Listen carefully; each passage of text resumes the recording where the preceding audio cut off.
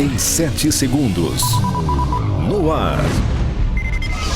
Mega Cana Tech Show 2021. Um oferecimento de Ubifol, Copert, Usina Coruripe, Smart Breeder, Solis, Ciamig, Canacampo.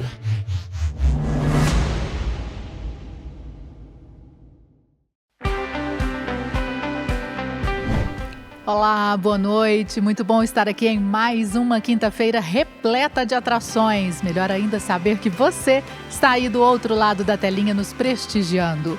Hoje no quadro Os Presidentes Convidam tem um bate-papo com Juan Luiz Gomes, CEO do Engenho Tululá S.A., direto da Guatemala. O secretário nacional de Trânsito, Frederico de Moura Carneiro, nos fala sobre a resolução do CONTRAN que estabeleceu o rodotrem de 11 eixos. O painel Mega Canatech traz Christian Menegatti, da FMC, falando sobre o programa Gênesis. Fernando Ferreira, da XP Investimentos, faz um giro pelo mercado financeiro. Isilmar de Souza, gerente de bioeletricidade da Única, bate um papo comigo sobre geração de energia elétrica no país.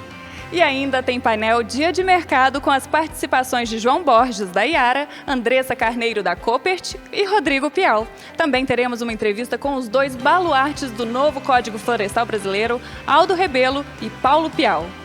O programa de hoje está imperdível. Fique com a gente, o Mega Cana TV já está no ar.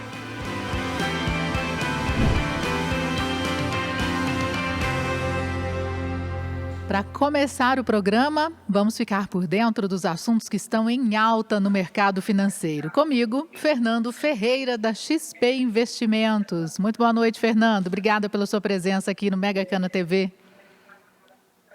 Boa noite, Adriana. Obrigado pelo convite, por estar aqui novamente falando com vocês. Vamos lá, então. Fernando, o mercado está vivendo aí momentos de turbulência, né? A que se deve toda essa movimentação? Olha, em grande parte por eventos que têm ocorrido aqui dentro do país, né? Porque a gente olha os mercados lá fora continuam em uma tendência de alta, fazendo até novas máximas, enquanto aqui no Brasil os ativos brasileiros foram na contramão, né, dos ativos globais. Por que isso? Riscos políticos, riscos fiscais, o mercado começando a questionar qual vai ser o cenário para 2022, e a gente viu os economistas revisando, né, as projeções de PIB para baixo para o ano que vem, revisando a projeção de inflação para cima e juros também maiores. Então, o Brasil ele está entrando num cenário para o ano que vem, que é um cenário que a gente já viu no passado, de gastos elevados, né, fiscais, com uma inflação persistentemente alta, o que força o Banco Central a subir os juros de maneira mais forte, né? Isso que a gente viu nessa última reunião, o Banco Central aumentando, né, a taxa de juros Selic em 1,5%, né? Que foi o maior aumento em muitos anos, né? De 1,5 percentual em uma única reunião. Então, esse cenário ele acabou sendo precificado nos ativos brasileiros justamente por essa incerteza fiscal, né, que também se deve muito ao cenário político. Então, toda essa discussão de PEC dos precatórios, teto de gastos, enfim, essa incerteza toda acabou sendo transferida para a nossa Bolsa, né, que caiu de 130 mil pontos para 105, 106. O câmbio voltou para 5,60, 5,70, voltou a subir bastante. E, em terceiro, as taxas de juros de mercado. Quando a gente olha os contratos de CDI, do CDI, por exemplo, passando a precificar um cenário de juros lá na frente acima de 12% ao ano, que é um cenário que a gente já viu no Brasil do passado, né?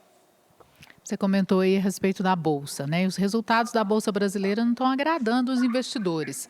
A situação no Brasil está pior que em outros países no tocante a investimentos na Bolsa, Fernando? Olha, em termos de preço, sim, a nossa bolsa hoje ela teve uma das piores performances no mundo, né, quando a gente olha o ano de 2021. Mas a verdade, Adriana, é que as empresas estão muito bem no Brasil. Então, o que pesou na bolsa foi muito mais essa preocupação macroeconômica e essa alta da taxa de juros do que, de fato, o que está acontecendo com as companhias, com as empresas. A gente vê que as empresas continuam reportando lucros recordes, as empresas brasileiras estão pouco endividadas, elas estão com pouca dívida, estão investindo, estão crescendo, mas isso não foi refletido no preço das ações delas, justamente por essa preocupação do ponto de vista do âmbito macroeconômico. Então, o que a gente acredita é que, a hora que a poeira abaixar um pouco e você tiver uma calmaria do ponto de vista político e macro, que o micro vai voltar a importar, né? Ou seja, os fundamentos das companhias vão voltar a importar, o mercado vai voltar a olhar para eles e a Bolsa, assim, dessa forma, vai continuar a subir e vai conseguir recuperar os seus preços, né? E saindo aqui um pouco, né, do nosso cenário, o cenário mundial, né, quando a gente fala dos outros países, está complicado também com crise energética, né, entre outros fatores. Quais são as perspectivas para 2022, Fernando? A gente pode esperar um cenário melhor do que o que a gente está vivenciando agora ou não? Olha, do ponto de vista de crise energética, a expectativa é de que sim, né, de que você tenha uma resposta de oferta por parte da OPEP+, e também dos Estados Unidos, né, da produção ali do óleo de xisto, e que isso possa, né, tirar um pouco desse aperto do mercado de energia global que a gente está vendo no curto prazo. Agora, em relação a riscos para a economia global de maneira geral, 2022 é um ano que deve trazer maior volatilidade. Por quê? Porque é um ano que a gente vê que, como a inflação está muito alta no mundo todo, a gente começa a enxergar os bancos centrais tirando estímulos da mesa. A gente até viu o Federal Reserve, né, o Banco Central americano, anunciando que vai reduzir a compra de títulos no mercado, vai passar a comprar menos títulos no mercado, ou seja, vai injetar menos dinheiro nos mercados. E isso significa que você vai ter menos suporte, né, dos bancos centrais e dos governos no ano que vem. E isso está sendo feito porque a inflação está muito alta lá fora também. E aí os governos e bancos centrais estão começando a discutir se vão subir juros, se vão tirar estímulos. Então, é um cenário diferente do que a gente viveu desde março de 2020, onde, né, você tinha muitos estímulos, muita liquidez sendo dada. Agora, como a inflação voltou a preocupar no mundo todo, você já está voltando a discutir aumento de taxa de juros e tirada desses estímulos da mesa. Isso significa que, né, a gente deve ter um pouco mais de volatilidade nos mercados e na economia global como um todo, né? Não é um cenário ruim, tá? Então é um cenário de desaceleração, mas ainda num mundo que cresce. Tá? Então a gente não vê um cenário negativo para 2022 no cenário global, mas sim um cenário de um crescimento menor do que a gente está vendo em 2021. Tem muita coisa acontecendo em todos os países, mundo afora, a gente tem que ficar de olho em tudo, né? E tudo pode mudar muito rápido, né, Fernando? Obrigada pelos seus esclarecimentos, pela sua participação aqui mais uma vez, viu? Obrigado pelo convite, contem sempre com a gente aqui na XP. Grande abraço, até a próxima. Boa noite. E nós vamos a um breve comercial e voltamos daqui a pouquinho com o painel Os Presidentes Convidam.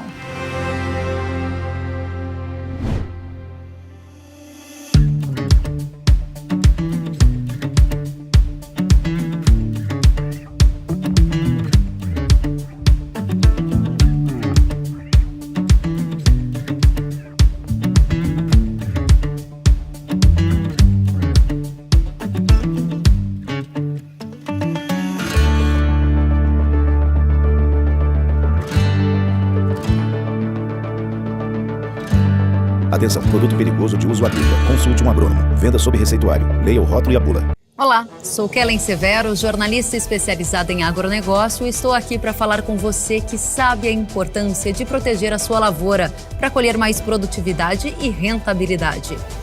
Na hora H do controle das doenças, pragas e daninhas das diversas culturas, conte com as soluções inovadoras da Ihara.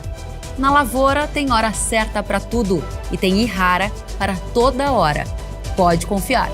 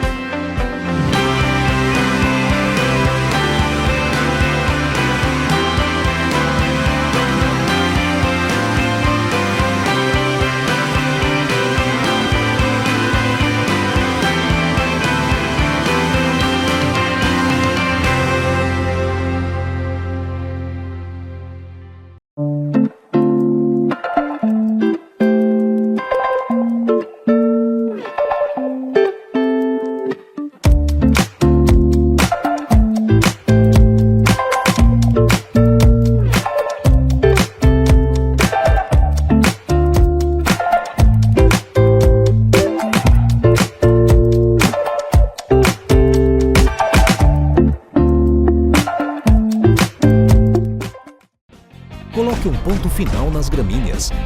Chegou o Grover, pega pesado com as gramíneas. O pré-emergente para a cana da Syngenta. O herbicida pré-emergente da Syngenta promove amplo espectro no controle das gramíneas e longo residual. Pode ser aplicado nas diferentes épocas do ano, além de ser altamente seletivo para a cana-de-açúcar. Grover pega pesado mesmo com as gramíneas. Grover é da Syngenta.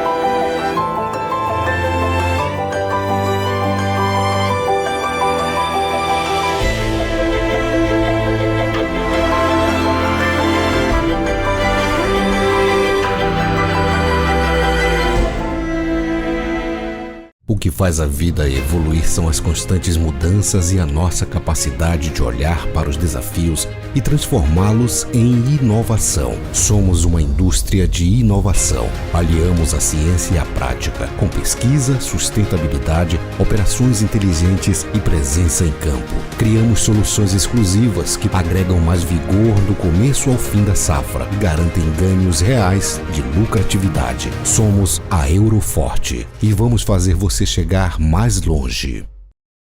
É hora de fortalecer o agro com a tecnologia da líder global em desenvolvimento, produção e comercialização de micro-organismos, gerando maior força no controle de pragas e doenças através de produtos com alta performance. E claro, assistência técnica de ponta a ponta. Some suas forças ao controle biológico e venha ser mais forte com a Lallemand Plant Care. Somos fortes. Somos sempre fortes. Somos Lallemand. Leve, robusto, projetado especificamente para sua necessidade, alto rendimento, baixa manutenção, ótimo desempenho, fundamental para garantir segurança e integridade no transporte da cana-de-açúcar. Só quem tem um Sergomel sabe dos ganhos em uma operação logística. Sergomel, há 45 anos, excelência em equipamentos para o transporte de carga. Você conhece essa terra e sabe o valor das suas conquistas. Acompanha cada safra e vê a lavoura crescer de perto. A gente também conhece sua história com o campo. Por isso, a Yara está com você desde o início, trazendo tecnologias e soluções eficientes em nutrição. Assim, nossa paixão pela agricultura nos fortalece. E podemos trabalhar juntos para alimentar o mundo de forma sustentável. Estaremos juntos, superando todos os desafios. Yara e você. O conhecimento é o que nos faz crescer.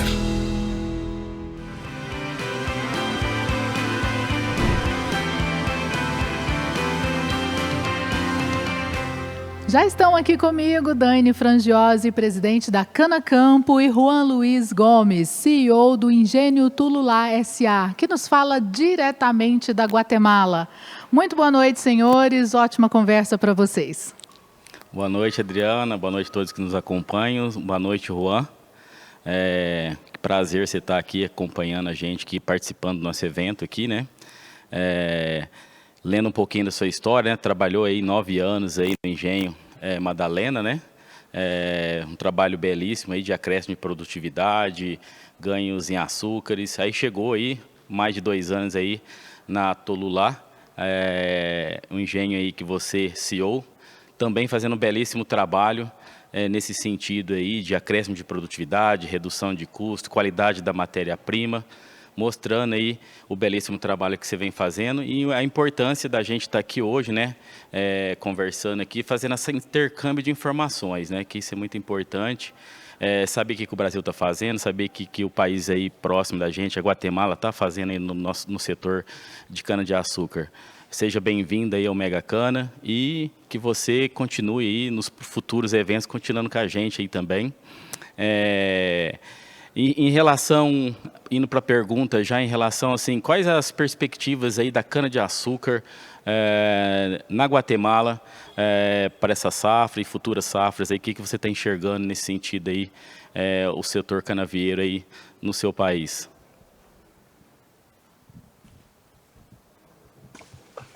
Buenas noches. Gracias por la invitación. Pues vemos unos años muy prometedores en temas de precio y en temas de productividad.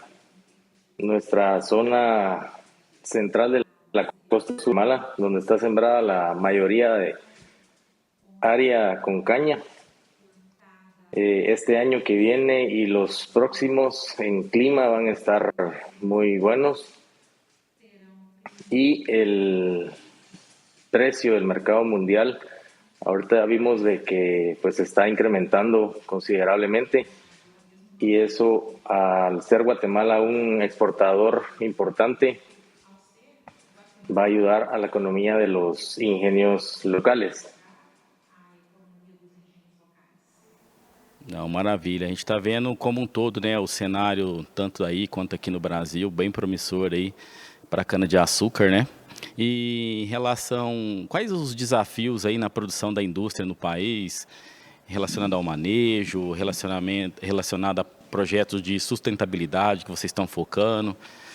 Vi também que vocês estão focando a parte de cana-de-açúcar destinado orgânica, devido à qualidade do produto que vocês têm, que difunde aí a mais de 22 países, né? Quais são esses desafios aí que você enxerga, que você está focando aí na indústria aí da Tolulá? Bueno, nosotros, al ser el corazón de la materia prima de licores de Guatemala, nuestro negocio se ha enfocado mucho en garantizar la sustentabilidad del ingenio, y para eso nos tuvimos que cuestionar las prácticas que tradicionalmente se hacían para producir la caña. Por darles un ejemplo, en el mediano plazo tenemos como objetivo ya cosechar el 100% de nuestra caña de forma mecánica. Desde hace 2 años eliminamos la utilización de madurantes químicos y migramos a la aplicación de micronutrientes para poder maximizar la cantidad de azúcar por hectárea, haciéndolo de una forma segura y sustentable. ¿A qué me refiero con esto? De que ya tenemos como meta dentro de la corporación ya no quemar la caña. Brasil pues es un buen ejemplo de lo que han logrado. Ese es el objetivo primordial para nosotros, quitar esa fricción que tenemos como operación con las comunidades. Entonces, al eliminar la quema, reducir la cantidad de agroquímicos que se utilizan por hectárea, estamos garantizando la sostenibilidad de nuestro negocio principal, que es licores, y al mismo tiempo pues nos estamos diversificando o nos estamos diferenciando en el mercado del azúcar al darles mayor valor agregado por medio pues de una caña que es más sustentable o más amigable con el ambiente, y que nos permite pues accesar mejores precios al momento de vender nuestros productos.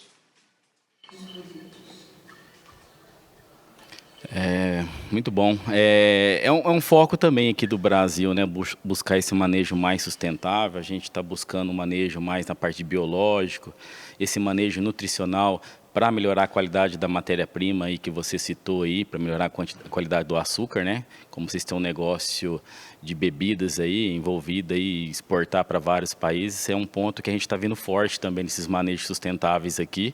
E cada vez mais a gente está dando foco para crescimento nesse segmento da área da cana-de-açúcar, né? Que acho que é o futuro aí, né? Um manejo mais sustentável, de certa forma, que a gente está buscando.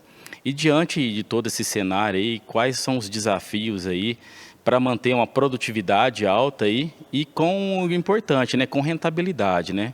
Que não adianta nada a gente ter uma produtividade alta, sendo que a gente vai lá estourar no orçamento, nosso custo, mas tudo sempre atrelado, né? Qual é o foco aí, qual que é os desafios para manter essa produtividade que vocês têm aí? que também é uma referência aí mundial aí no setor da cana-de-açúcar.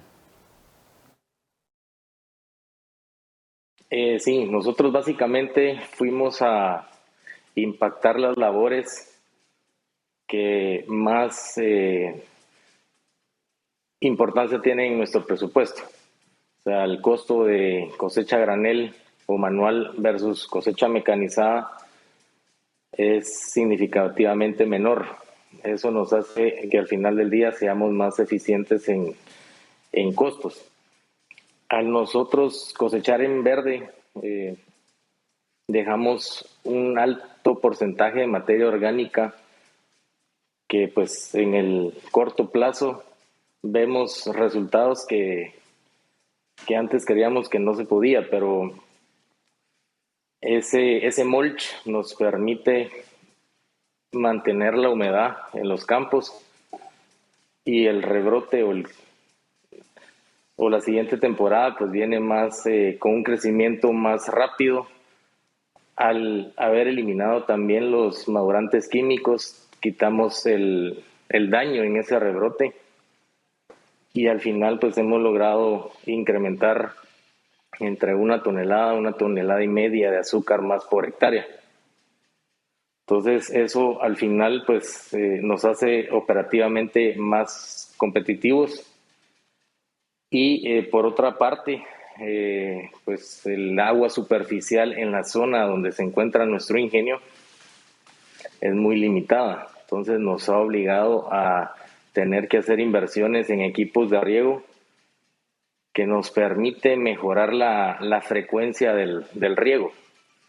Estamos migrando de frecuencias de 25-30 días a poder regar básicamente todos los días, tomando en cuenta las condiciones de clima y la etapa fenológica de la caña. Aquí tenemos datos pues que ya de fincas que bajo ese nuevo paquete tecnológico estamos produciendo alrededor de 17-18 toneladas de azúcar por hectárea. Entonces eso ya es un incremento muy significativo en la productividad, que al ponerle los detalles que más impacto negativo tienen a nivel social, o sea, quitar la quema, reducir la carga química por hectárea, al final pues lo que estamos garantizando es poder producir la materia prima para nuestros licores, alcoholes y pues eventualmente el azúcar con un valor mucho mayor de lo que actualmente estamos haciendo al simplemente estar exportando azúcar al mercado mundial.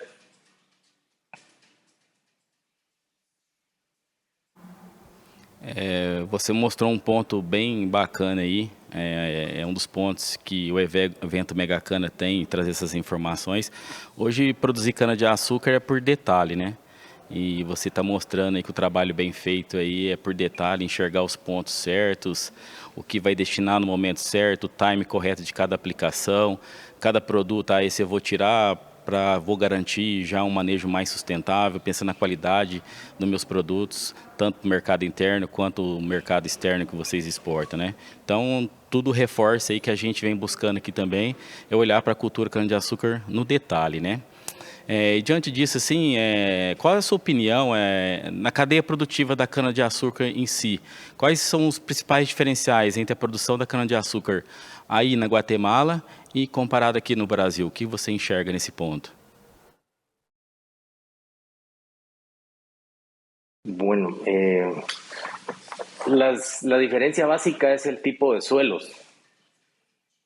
La industria de Guatemala está desarrollada en la zona central de la costa sur, donde son suelos francoarenosos.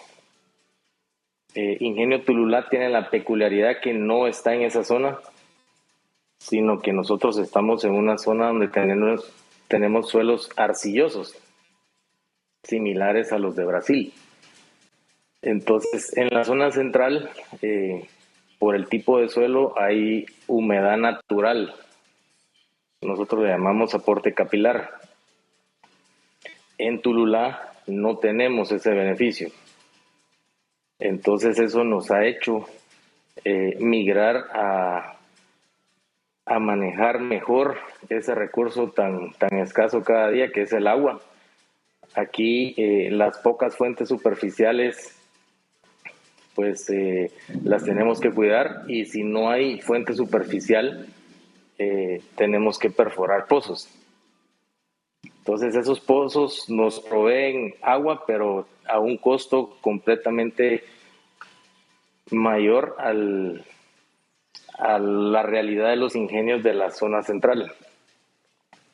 Entonces eso nos está pues migrando a que tengamos que ser más socialmente responsables en el sentido de que nuestra realidad particular de Tululá nos hace pues ser más agresivos en esa toma de decisión.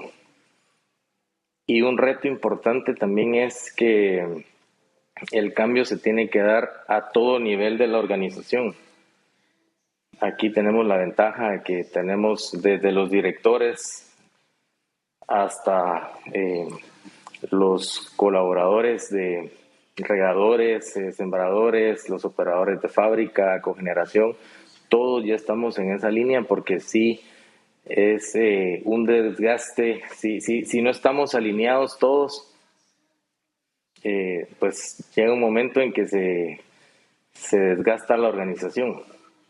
Aquí en Licores de Guatemala tenemos esa ventaja que desde los directores de nuestros clientes principales a nivel mundial nos exigen tener ese cambio y migrar hacia una producción socialmente y ambientalmente más responsable.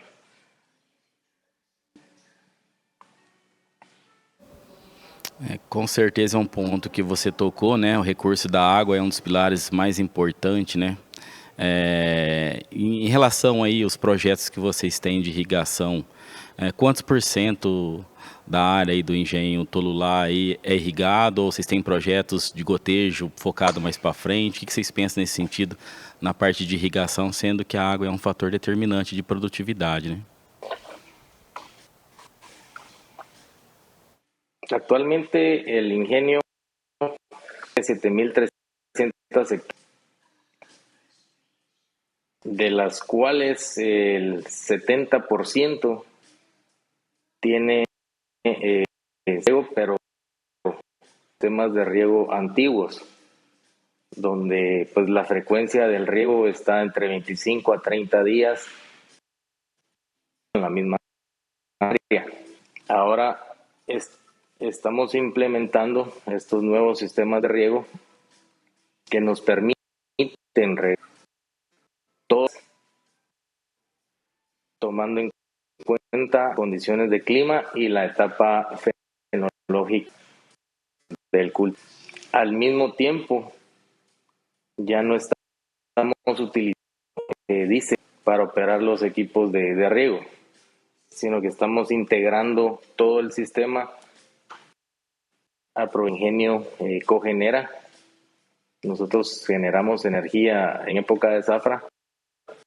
Precisamente en esa época estamos operando los equipos. Entonces, lo que queremos es fomentar la agricultura circular, donde todos los productos los integramos para precisamente la sostenibilidad del negocio. Por otro lado, también tenemos el proyecto de poder aprovechar los residuos de la parte industrial, poderlos compostar y aplicar al campo para mejorar nuestra estructura de los suelos. Como les decía, aquí los suelos son arcillosos y el manejo que se dio en fincas de quema, requema, eso fue en detrimento del porcentaje de materia orgánica de los suelos. Entonces tenemos también que pues eventualmente en un plazo a mejorar esa, y nos va a permitir aprovechar mejor el agua que aplicamos en los riegos. Muito bem. Para todos que nos acompanham, assim, uma curiosidade, todo mundo pergunta, né? Qual que é o teto produtivo aí das variedades nessas áreas irrigadas aí? Tipo cana-planta que vocês têm aí, qual que é o potencial que vocês conseguiram aí de recorde de produtividade em toneladas de cana por hectare nessas áreas irrigadas? Estas áreas, os comenté, estamos produciendo de 17 a 17.5 toneladas de azúcar por hectárea. Esa es una muy buena productividad para esta zona. Versus sistema tradicional, que la productividad anda alrededor de entre 9 a 10 toneladas de azúcar por hectárea.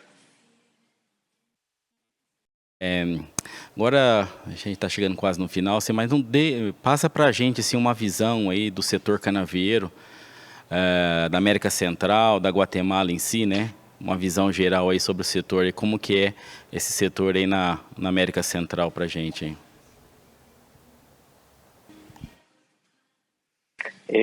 Pues aquí en Centroamérica, el tamaño promedio de los ingenios anda similar al de nosotros, 7.500, 8.000. Hay ingenios grandes. Aquí en Guatemala está el ingenio Magdalena, pues que tiene 64.000 hectáreas sembradas con caña, está Grupo Pantaleón, pero son... no es lo representativo de la región. Aquí los ingenios de El Salvador, Honduras, Nicaragua están en ese tamaño. Las molerías andan de 6.000 a 7.000 toneladas cortas por día. Y pues ahora el incremento en precio en el mercado mundial va a generar mucha... ingresos que en los últimos primidos del precio en crisis. Adicionado a eso, pues ahorita todo el tema de alimentos, al nosotros estar en el sector de energía, alcohol y comida, pues el azúcar viene a ser un ingrediente básico en la dieta de todos nosotros. Pues van a ser años buenos y vislumbramos de que hemos pasado en estos años. Tenemos que migrar a una gestión de producción de caña de azúcar de forma segura, de forma más amigable con el ambiente. Pero hay un tema importante ahí, es generar la cultura de poder tomar decisiones en base a información. Ahora la tecnología nos permite ver el crecimiento de las plantaciones en base a NDVI. Entonces, precisamente la agricultura 4.0 ya nos permite tener esa información disponible para que nosotros podamos tomar mejores decisiones. Eso es lo que veo, que la caña de azúcar tiene que migrar a esa toma a información. Y generó buena información, hay una base sólida que nos permite ver de que sí hay un beneficio muy palpable del sistema tradicional a un sistema de aplicación de micronutrientes en la etapa de maduración de la caña.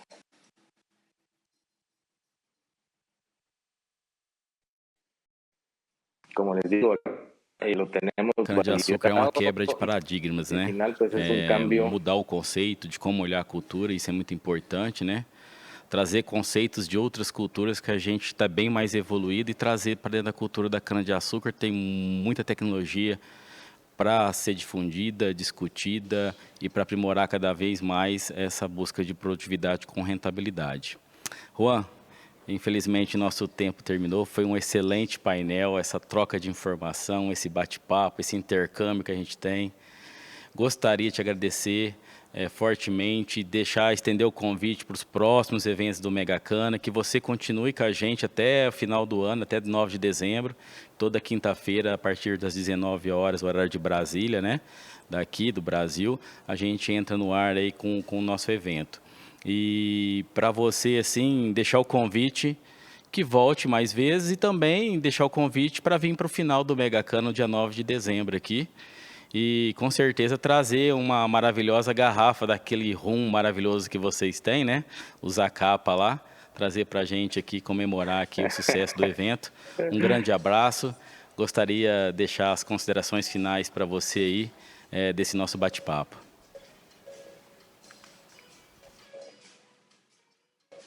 Bueno, pues muchas gracias nuevamente por la invitación. Para nosotros es un gusto poder compartir todos estos nuevos conocimientos en beneficio de, pues al final de todos. La caña de azúcar es un cultivo muy, muy importante y pues nosotros encantados de poder compartir este conocimiento. Muchas gracias. Obrigado mais uma vez. É com você, Adriana. Obrigada, Dani. Excelente papo seu com o Juan. Agradecê-lo mais uma vez por estar aqui com a gente. E a gente vai a um breve comercial. Voltamos daqui a pouquinho com a primeira parte do painel O Agro é Cana. É com você, Vitória. Obrigada, Adriana. É hora de agradecer às nossas patrocinadoras Masters. A Ubifol, que possui modernas e eficientes soluções para o manejo da cana-de-açúcar. A Smart Breeder, revolução digital e produtividade e sustentabilidade. A usina Coruripe, desde 1925, produzindo energia para a vida. E a Copert, soluções sustentáveis para a agricultura. Vamos aos VTs.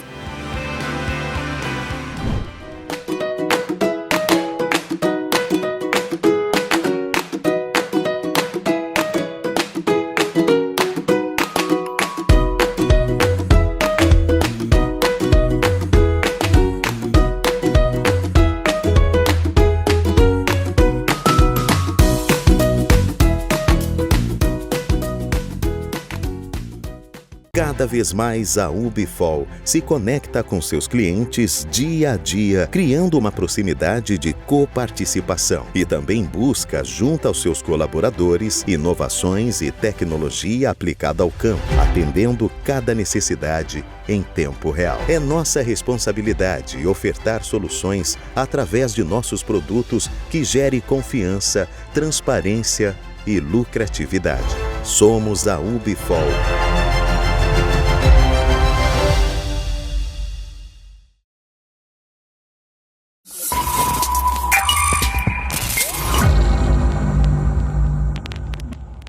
O uso de macrobiológico no Brasil vem ganhando importância nos últimos anos. Isso porque uma produção de alta escala associado a resultados no campo compõe um custo-benefício interessante no manejo do produtor rural. A utilização de drones na agricultura vem ganhando importância, assim como na liberação dos macros biológicos da Copert. No caso, Trichogramma galloi, uma microvespa que controla ovos de cana-de-açúcar, ovos da Diatreia saccharalis. Os resultados em campo são expressíveis e levam a um manejo interessante ao agricultor e um manejo que faz sentido na produção agrícola de cana-de-açúcar.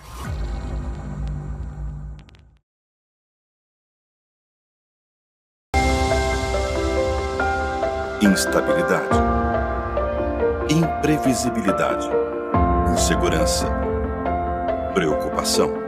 O cenário atual pode parecer assustador para quem está à frente das decisões. É preciso estar atento a mudanças, agir rápido e ser assertivo. Neste momento, tudo que você precisa é de um parceiro tecnológico eficiente, confiável e que o ajudará a superar as suas dificuldades. Uma plataforma que você pode confiar para compartilhar seus dados, obter previsões e tomar decisões que o levarão a atingir seus objetivos. Ainda bem que você tem a Smart Breeder. Traduzimos a revolução digital em sustentabilidade. Da análise de dados às recomendações assertivas. Levamos nosso trabalho a sério. Estamos unidos, estamos conectados, estamos com você.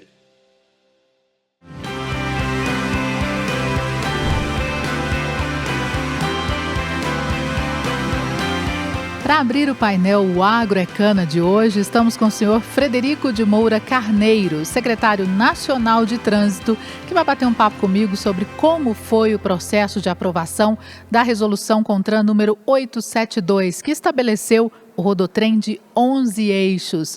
Boa noite, secretário. Uma satisfação tê-lo conosco. Olá, Adriana. Eu que agradeço o convite, de estar aqui com vocês e todos os telespectadores do programa Mega Cana TV, falando sobre esse importante assunto aí que diz respeito a todo o setor sucroenergético.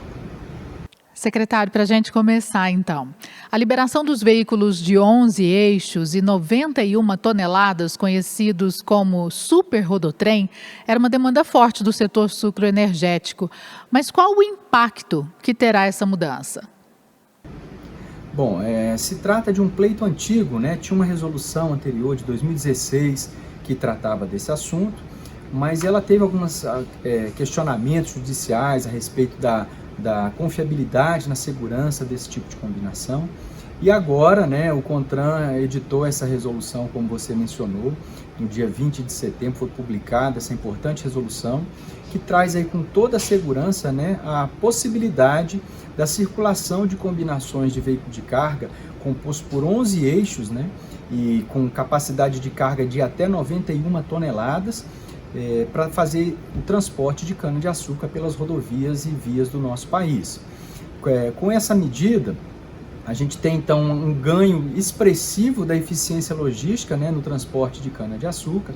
Então o setor já vinha demandando uma melhoria nesse sentido, na regulamentação desse tipo de combinação de veículo de carga. E agora, por meio de uns estudos técnicos que foram aprofundados e realizados sob a supervisão, a coordenação do Observatório Nacional de Segurança Viária, que é uma entidade que tem um acordo de cooperação técnica com o Ministério da Infraestrutura, teve o acompanhamento e auditoria marcante, assim, bem de perto, por parte da Secretaria Nacional de Trânsito, À época ainda era a Denatran, mas acompanhamos cada passo desse processo de regulamentação desse tipo de veículo. E os estudos, os ensaios realizados prova de campo, ensaios de simulação computacional, modelos computacionais, e tudo isso então trouxe a segurança que os conselheiros do Conselho Nacional de Trânsito necessitavam para poder regulamentar e publicar essa resolução, aprovar na reunião que houve em setembro. Então, além de trazer mais eficiência logística, essa combinação é totalmente segura e trará ganhos expressivos aí para o setor. E, secretário, esse tipo de veículo pode ser utilizado por outro segmento além do setor de cana-de-açúcar? Não, esse tipo de combinação ela só é admitida para veículos de transporte de cana-de-açúcar. Então ela não dá, por exemplo, para madeira, para celulose, para granéis. Isso aí é outro tipo de carga, outro tipo de regulamentação. E tem uma razão muito específica, porque todos os estudos e os ensaios foram realizados com carga real, então foram com os toletes, aqueles pedaços de cana-de-açúcar, exatamente como ela é colhido na lavoura e como a situação real de transporte desse tipo de carga. Então, por isso, ela só se aplica, a resolução ela só vale para o transporte de cana-de-açúcar. Bom, agora eu gostaria de saber do senhor quais órgãos têm competência para conceder autorização especial de trânsito para o super rodotrem. Bom, o órgão competente para emitir, no caso conceder, é o termo utilizado, a autorização especial de trânsito, está previsto no CTB, então é o órgão com circunscrição sobre a via. Então, por exemplo, no caso de rodovias federais, esse órgão é o DENIT, o Departamento Nacional de Infraestrutura de Transportes. Então, no caso, o produtor vai fazer essa viagem, esse deslocamento, passando por uma rodovia federal, ele tem que, então, solicitar essa autorização especial para o DENIT. Quando for transitar por rodovias estaduais, então o transportador tem que buscar o órgão responsável por essa rodovia estadual, no caso, o Departamento de Estrada de Rodagem de cada estado, Então, dependendo se é no estado de São Paulo, o DR São Paulo, em Minas e qualquer outro estado que for passar, então é o órgão rodoviário do estado, os DERs. Secretário, para a gente finalizar, com o aumento da capacidade de carga, há impacto em relação à lei da balança? Olha, essa medida não traz nenhum impacto na lei da balança, né? Então vamos lá esclarecer. A lei da balança, ela prevê uma tolerância, né, um percentual acima do limite máximo permitido para a carga total, né, o peso bruto total, ou para o peso bruto por eixo, né, o peso por eixo de cada eixo do veículo. Então, o que essa nova resolução está fazendo é exatamente validou a segurança dessa combinação de transporte de veículo de carga para cana-de-açúcar, acrescentou um eixo adicional no semi-reboque e no reboque. Certo? Então, ou seja, até então a combinação máxima era com 9 eixos e comportava 74 toneladas. Então, acrescentou um eixo a mais, né, no reboque posterior e no intermediário, então são 2 semi-reboques, né? Então acrescentou um eixo a mais em cada um. Cada eixo, então, tem uma carga máxima de 8,5 toneladas. Então, o resultado disso foi que houve um incremento de 17 toneladas. Mas os limites previstos na lei da balança, né, que foi agora recentemente sancionada pelo presidente Bolsonaro e previa assim, uma tolerância de até 12,5% para excesso desse limite máximo permitido, né? Então, respeitando esses limites, o transportador está, então, regularmente transitando, né, em relação à lei da balança. Agora, a combinação nova, ela permite esse incremento de até 17 toneladas, né, no máximo de 91, e respeitando ainda esses limites, de 5% para o peso bruto total e 12,5% em relação ao peso de cada um dos eixos do veículo. Bom, mais uma vez, muito obrigada por sua participação aqui conosco, secretário. Uma excelente noite para o senhor. Eu que agradeço a oportunidade, né? A Secretaria Nacional de Trânsito e o Ministério da Infraestrutura ficam à disposição, né, para todos os interessados em qualquer dúvida, qualquer questionamento a respeito da resolução, a resolução 872, né, que realmente vai trazer, como eu disse, eficiência logística e segurança no transporte de cana-de-açúcar pelas rodovias do nosso país. Um abraço a todos. E nós vamos a mais um break comercial e voltamos já já com a segunda parte do painel O Agro é Cana. Trabalho na usina Furlan, responsável por pesquisa e desenvolvimento. 4 anos atrás eu conheci o H2Copa, fizemos avaliações, colocamos junto com nossos produtos que a gente utiliza no plantio, percebemos que melhorou o desenvolvimento da planta. A gente usa no plantio, a gente usa no corte-soqueira e usamos também na folha. Percebemos que agregou valor, agregou produtividade. Praticamente 100% da nossa área hoje tem H2Copa.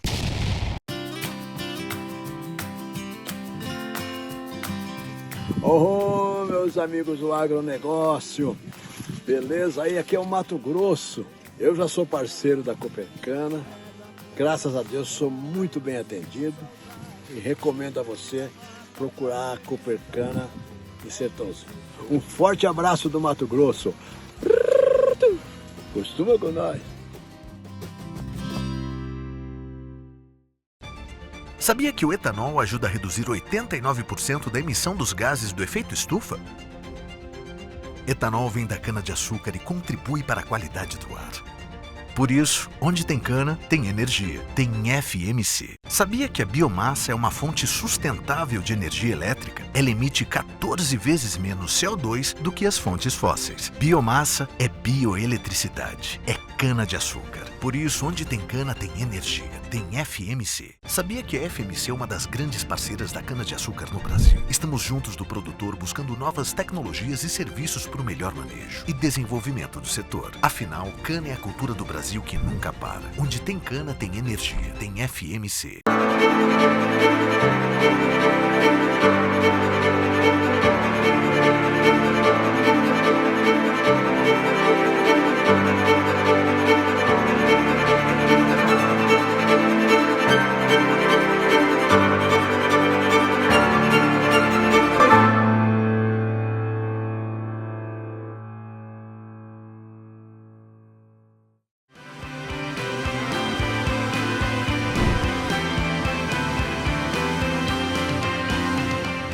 Estamos agora com Zilmar de Souza, gerente de bioeletricidade da Única, União da Indústria de Cana-de-Açúcar, para a gente bater um papo sobre geração de energia elétrica.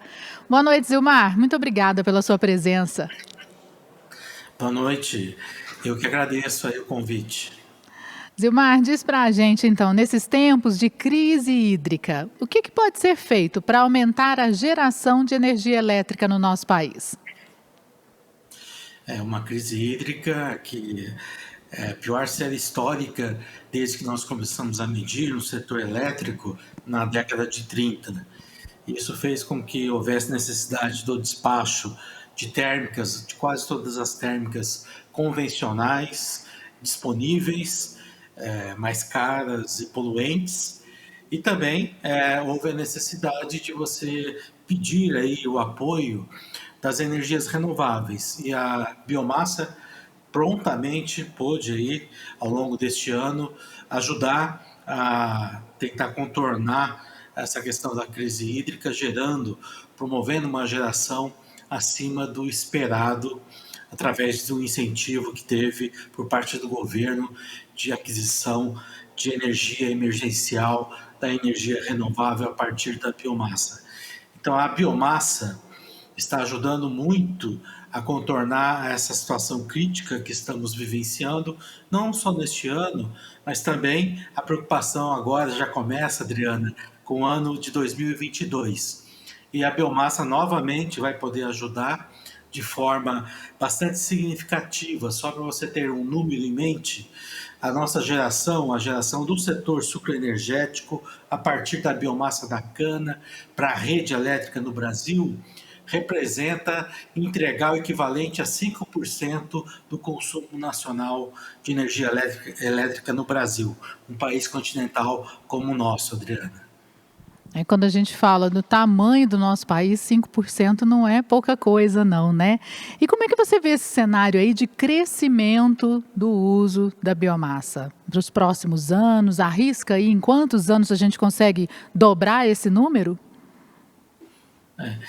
Antes, essa sua observação do tamanho aí do Brasil é importante, porque esse dado que eu passei de 5% é a média anual. Mas como no setor sucroenergético, na região centro-sul, a safra se concentra no período seco e crítico, também do setor elétrico, em meses como agosto, julho, a gente chega a representar quase 7 a 8% do consumo de energia elétrica no Brasil, por conta da safra canavieira.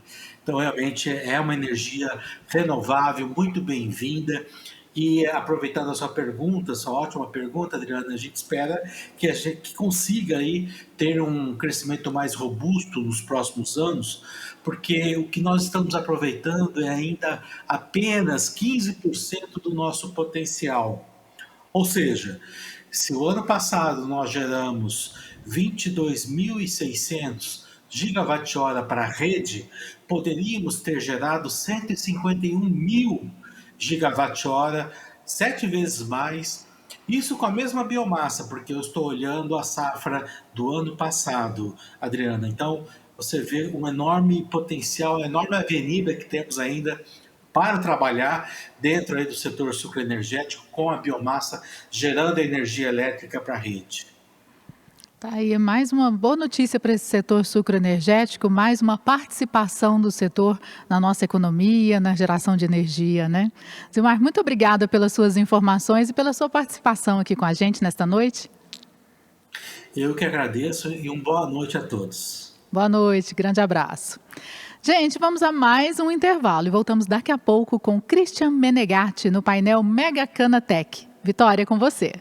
Obrigada, Adri. Estou de volta para agradecer às grandes empresas, nossas patrocinadoras Ouro, que estão conosco na realização da 13ª edição da Mega Cana Tech Show. Nosso muito obrigada a BASF, Copercana, Bayer, FMC, H2Copla e a Coplacana. Roda VT. Trabalho na usina Furlan, responsável por pesquisa e desenvolvimento. 4 anos atrás eu conheci o H2Copla, fizemos avaliações, colocamos junto com nossos produtos que a gente utiliza no plantio, percebemos que melhorou o desenvolvimento da planta. A gente usa no plantio, a gente usa no corte-soqueira e usamos também na folha. Percebemos que agregou valor, agregou produtividade. Praticamente 100% da nossa área hoje tem H2COP.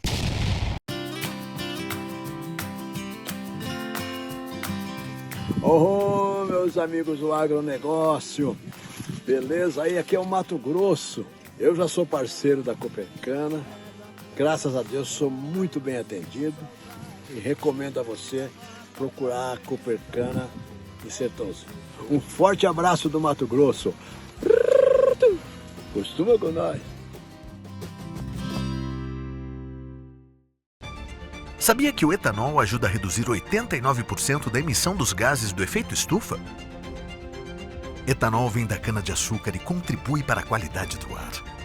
Por isso, onde tem cana, tem energia, tem FMC. Sabia que a biomassa é uma fonte sustentável de energia elétrica? Ela emite 14 vezes menos CO2 do que as fontes fósseis. Biomassa é bioeletricidade, é cana-de-açúcar. Por isso, onde tem cana, tem energia, tem FMC. Sabia que a FMC é uma das grandes parceiras da cana-de-açúcar no Brasil? Estamos juntos do produtor buscando novas tecnologias e serviços para o melhor manejo e desenvolvimento do setor. Afinal, cana é a cultura do Brasil que nunca para. Onde tem cana, tem energia, tem FMC.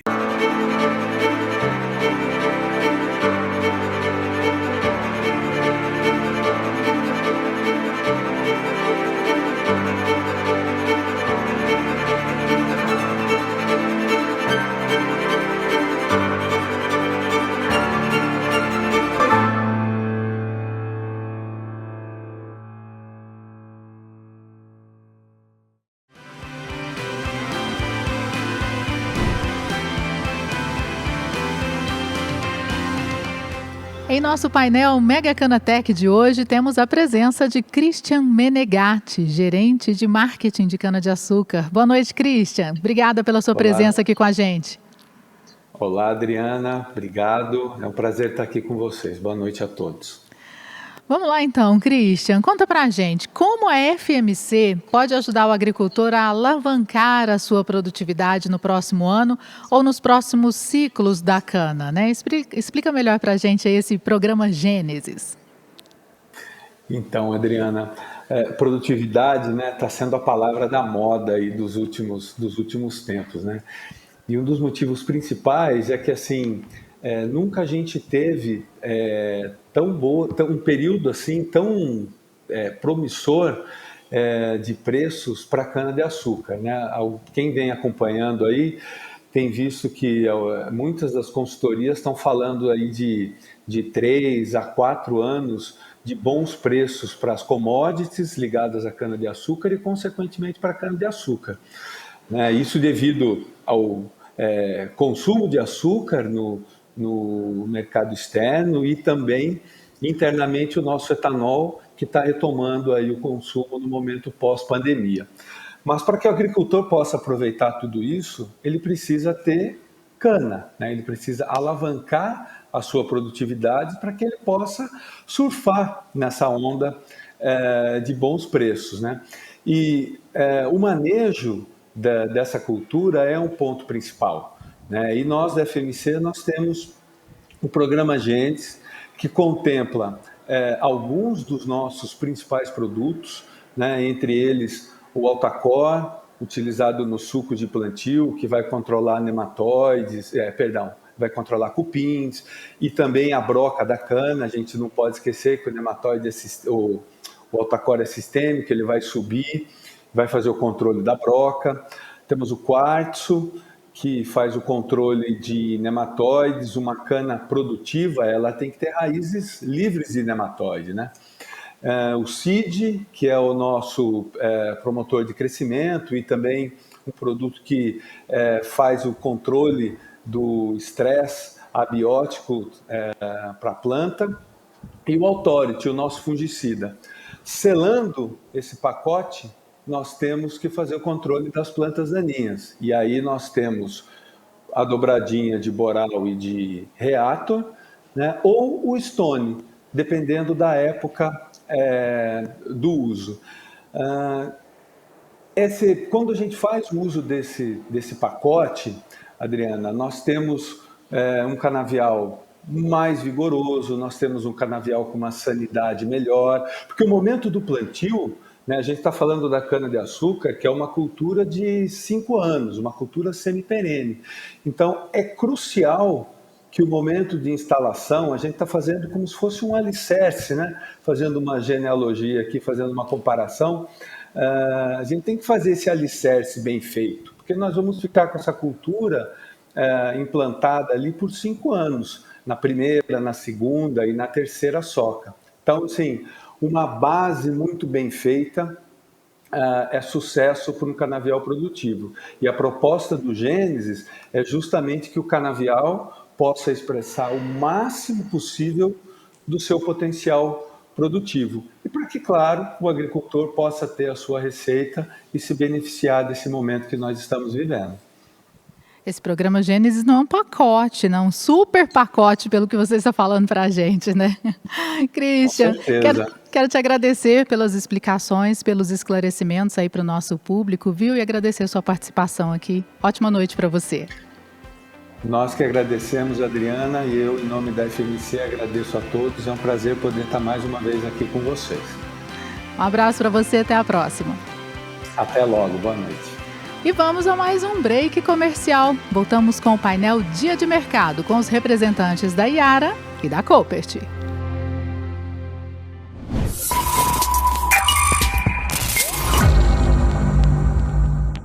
O fungo tricoderma ele é antigo conhecido dos agricultores no Brasil no controle do mofo branco em áreas extensas. Mas será que esse fungo tricoderma ele pode ser útil na cana-de-açúcar para aumento de produtividade e redução de custos?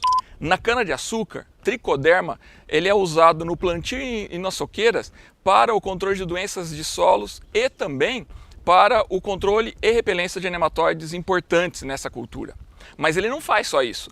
Ele também disponibiliza nutrientes como fósforo para as plantas, produz hormônios vegetais que aumentam a produtividade e fazem com que a planta resista mais às adversidades ambientais, como a falta de água.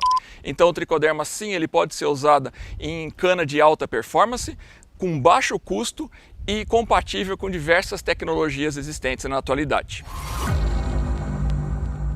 Plantar, colher, compartilhar, preservar, respeitar, inovar e produzir energia para a vida. Essa é a usina Coruripe, uma empresa moderna que usa alta tecnologia em seus processos, valoriza as pessoas e atua em harmonia com o meio ambiente. Uma pequena usina fundada em 1925, hoje é uma das maiores produtoras sucroenergéticas do Brasil. Possui capacidade de processamento de 15 milhões de toneladas de cana em suas 5 unidades industriais, uma em Alagoas e 4 em Minas Gerais. A usina Coruripe é pioneira em vários processos e trabalha com inovação e dinamismo entre seus princípios. No campo, na indústria de fabricação de açúcar e álcool e na cogeração de energia elétrica, possui equipamentos modernos e rigorosos padrões que garantem a produção com qualidade, segurança e sustentabilidade. Usina Coruripe, produzindo energia para o futuro, produzindo energia para a vida.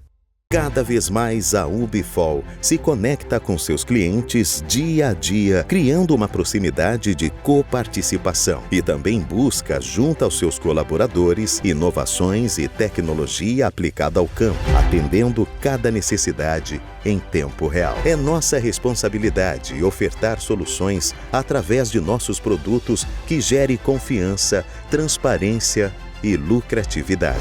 Somos a Ubifol.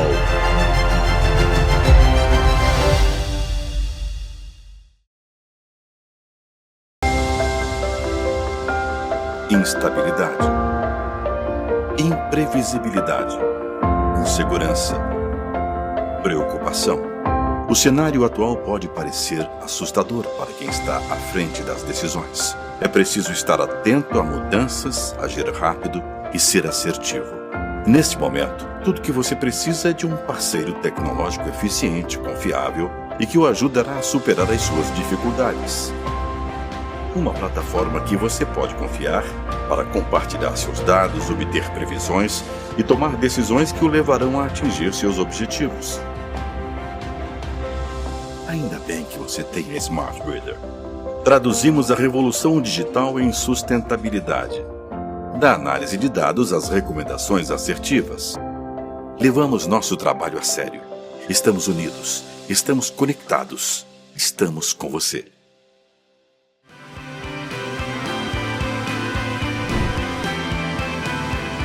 Bora para mais um dia de mercado, o painel que traz os produtos, projetos, tecnologias e inovações do setor. Hoje com João Borges, da Iara, Andressa Carneiro, da Copert e Rodrigo Pial, coordenador agrícola da Cana Campo, que vai bater esse papo aqui com os nossos convidados. Muito boa noite para todos vocês. Ótima conversa com você. Obrigado, Adriana. Boa noite a todos. Boa noite, João. Boa noite. Boa noite, Andressa. Boa noite. Prazer tê-los aqui conosco para esse bate-papo, né? E vamos começar aqui com o João, viu, João? João, que é consultor comercial da Iara, né? João, sabemos que cada região produtora de cana tem suas características e são diferentes uma da outra, né? Pensando nisso, o que a Iara oferece aos produtores? Legal, Rodrigo. Obrigado pelo convite aí, primeiramente. Nós trazemos o nosso programa nutricional Longevita, né? Nosso programa nutricional Longevita traz mais longevidade aos canaviais, né? Trazendo mais uniformidade, mais produtividade, maior número de cortes. Além disso, a nossa linha de fertilizantes premium, a gente consegue, dentro da nossa tecnologia, agregar o NPK no mesmo grânulo, trazendo maior segurança de aplicação, maior flexibilidade e, com isso, aumentar a maior produtividade, aumentar o número de cortes, e é isso que o produtor busca. É isso aí, João. Agora, Andressa Carneiro, né, que é supervisora comercial aí da Copert. Andressa, quais os principais motivos para o aumento do uso de manejo biológico pelas usinas, né, e produtores também? Na cana-de-açúcar a gente vê que está numa crescente muito grande aí. É verdade, vem crescendo o uso de biológicos em cana-de-açúcar. Primeiramente, eu acredito que uma das razões seja a evolução dos biológicos. Hoje, nós costumamos falar que os biológicos estão em outra geração. E isso contribui muito para que os produtores tenham uma confiança nos produtos. E outro ponto importante seria também os resultados que a gente vem obtendo, né? Então, nós temos vários trabalhos comparando o biológico com outros produtos, tanto químicos, que são usados há muito tempo, e a gente vê uma eficiência. A questão do custo, né, o custo-benefício, o biológico ele tem um custo muito atrativo para o produtor. E, é claro, a questão da sustentabilidade, né, que é a palavra do momento, e todos os produtores buscam a sustentabilidade do negócio. É isso aí. Eu costumo falar que o produtor, antes, principalmente na parte de solo, manejo de solo, né, ele aprendeu muito da parte química, né? Aprendeu muito na parte física e esqueceu um pouco da parte biológica, né? Exato. E agora estão vendo essa importância aí. Vamos lá. João, para adubação em cana-soca, qual seria, né, a recomendação da Iara, principalmente nesse ano aí complicado, né? A nossa recomendação, né, Rodrigo, nós temos aí a nossa linha Aramilo, né, falando de cana-soqueira, que consiste de 7 elementos no mesmo grânulo, né, proporcionando assim uma aplicação uniforme, né, uma nutrição equilibrada, segurança na aplicação, flexibilidade, né, e também a nossa linha Yaravita. Gostaria de destacar aqui o Yaravita Biotrac, que é a combinação de nutrientes, extrato de alga, e principalmente no modo difícil, que nem esse que você comentou, né, estresse climático. Esse produto ele faz com que a gente possa trazer as plantas novamente a desenvolver, vegetar e produzir. É isso aí. E a gente sabe, né, João, a gente já vê na prática mesmo a importância aí da gente estar usando principalmente produtos com tecnologia, né? Exato. E a gente sabe que a Iara sempre está buscando esses produtos aí, principalmente aí com os nutrientes no mesmo grânulo. Isso aí a gente sabe que dá um resultado muito importante. Andressa, como a Copert, né, tem se preparado para o crescimento do mercado dos biodefensivos? Então, Rodrigo, a Copert é uma empresa que investe aproximadamente 20% do seu faturamento em P&D, pesquisa e desenvolvimento. E isso está relacionado ao desenvolvimento de novos produtos, novas cepas, tecnologias de ingredientes, formulação, né, os ingredientes inertes da composição desses produtos, e inovação, né? A inovação está no DNA da Copert, que é líder em produtos biológicos globalmente. Hoje nós temos 35 produtos em utilização do nosso portfólio e mais 30 em fase de desenvolvimento. Então, a Coopert vem buscando novas cepas, novos produtos para várias doenças, pragas em todas as culturas. E isso a gente garante aí várias soluções nos próximos anos, soluções biológicas e sustentáveis. É isso aí, importante, né, esse investimento em pesquisa aí que a Coopert está fazendo aí, destinando, né, parte aí dos seus recursos à pesquisa, né, muito importante. Ô João, com os preços atuais de fertilizantes, né, eu sei que é um assunto que você não quer falar, né, João, mas vamos lá. Qual seria a recomendação da Yara para os produtores de cana neste momento? Olha, Rodrigo, a gente tem que recomendar para o produtor realmente buscar produtos de alta tecnologia, que realmente trazem produtividade, que tenham uma facilidade operacional, né, que realmente vão diminuir o custo por hectare, aumentando aí a longevidade, aumentando o número de cortes. Eu acho que esse é o caminho, né? Obviamente, o nosso programa nutricional Longevita, ele tem consegue trazer para o produtor uma média de até 9,5 toneladas a mais de cana por hectare. Isso é bem bacana. Isso aí, João. Andressa, como o clima, né? Esse ano foi um ano aí, não sei se é atípico, né? Não sei, não sabe nem falar aí, né? Uma seca, chuvas mal distribuídas, né? Agora estamos aí buscando, né? Mas chuva mal distribuída, estiagens longas, né? Geada, né? Que agora aconteceu aí. Então, como o clima e as estiagens, né, dos últimos anos podem afetar o mercado dos biológicos? Então, Rodrigo, na verdade, esses fatores abióticos, eles interferem no uso do biológico da mesma forma que interferem no uso do químico, né? Então, o que o produtor precisa levar em consideração? Como está ali o canavial naquele momento, respeitar as boas práticas de aplicação, como, por exemplo, temperatura, umidade, vento. Por exemplo, plantio, né? Saber se você tem uma umidade mínima ali para uma germinação da cana. Se você tiver uma umidade mínima para a cana, você vai ter também para o micro-organismo ali no solo. Então, é mais ou menos uma quebra de paradigma que, às vezes, o produtor pensava, num ano seco o biológico não vai funcionar. E isso não é verdade. Mas vale a pena ressaltar que os biológicos de qualidade, com uma boa formulação, um bom shelf life, né, que é o tempo de prateleira, mas hoje a gente tem uma gama enorme que a gente pode estar usando sem medo, só realmente atendendo às boas práticas de agricultura. E a gente já tem, né, um histórico aí dos biológicos em cana-de-açúcar, principalmente, né, as cotésias da vida aí, que a gente sabe, né, os fungos, etc., agora vindo as bactérias, tudo, que está entregando e dando bons resultados, né. Vamos lá. Agora, né, chegando ao fim, já para nossas considerações finais, vou passar para a Andressa, para você dar as considerações finais aí em nome da Coopert. Primeiramente, eu gostaria de agradecer a todos vocês, ao Mega Cana, e dizer que a Coopert, seus consultores, seus técnicos estão à disposição para qualquer dúvida e contem conosco. Sim, a gente sabe, né? Estou até vendo aí, a Coopert sempre com a turma no campo mesmo, né? Lá na região nossa, lá, a Thaís sempre lá presente, fazendo um belo trabalho. Então, de coração leve, né? Em nome da Cana Campo, em nome da CEAMIG, né, em nome do Mega Cana, né, nossa gratidão mesmo aí para a Coopert pela parceria de sempre. Tá joia? Obrigado. Ô João, com você agora, suas considerações finais. Obrigado, Rodrigo. Só deixar a mensagem, qualquer dúvida que os produtores venham ter, pode procurar o nosso time comercial, o nosso time técnico para falar mais das nossas linhas Yara Mila, Yara Base, Yara Vita, Yara Bela, né, e também fazer o convite, né, Rodrigo, para visitar o nosso campo lá no CAD, né? Acho que está uma área bem bacana, assim, para realmente tirar as dúvidas, esclarecer. Então a gente fica aí, deixa o convite para todos aí. É isso aí, João. E João falou do CAD aí, né? Isso é como se diz outro, é um xodó nosso, né? Menina dos olhos, em que quase todas as empresas que estão presentes no Mega Cana tem lá seu campo demonstrativo e, se Deus quiser, no dia 9/12 estaremos lá, né? Mostrando aí para as usinas, para os produtores, toda a tecnologia aí imposta aí pelas empresas.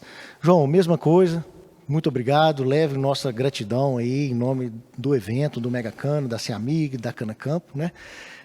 Para todo o pessoal, toda a diretoria aí da Yara e a Yara aqui também, parceira como sempre, tá bom? Nós que agradecemos. É isso aí. Pessoal, muito obrigado e agora é com você, Adriana. Obrigada, Rodrigo. Vamos ao próximo painel.